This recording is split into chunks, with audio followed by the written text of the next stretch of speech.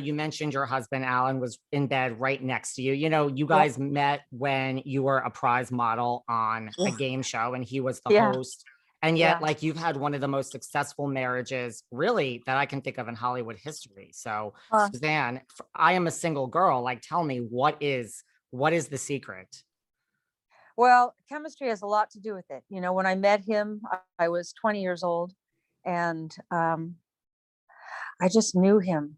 I don't know why I walked into that TV studio, having never been in a TV studio. I was a lousy prize model. He was the host, but I got fired the first day. But he asked me out on a date. But when I was standing there looking at him, there was just something, and I still feel that way. We were riding. We have a little cart that takes us up and down the hillside here, and it's called a funicular. And he was standing there with his shirt opened and taking in. Yeah, he went, vitamin D.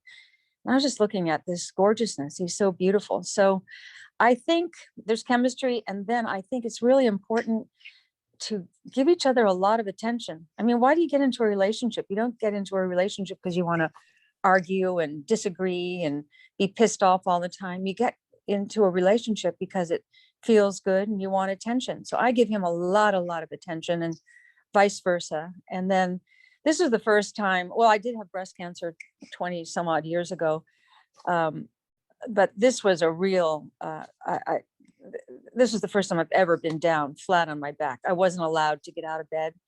And man, did he come through for me. He had to do everything for me. And I mean, everything. And it was just, he kept saying, I'm privileged to do this. I feel honored, and how great. So I also, let's throw in some luck.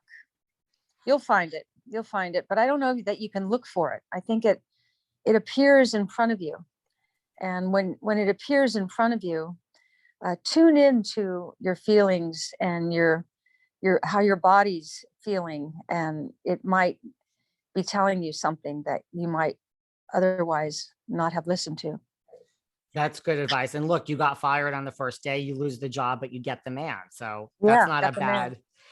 that's not a bad calculation. Well, speaking of him showing up for you in many ways, like you and Alan made some headlines recently for your very steamy sex life. What keeps you guys so active? Well,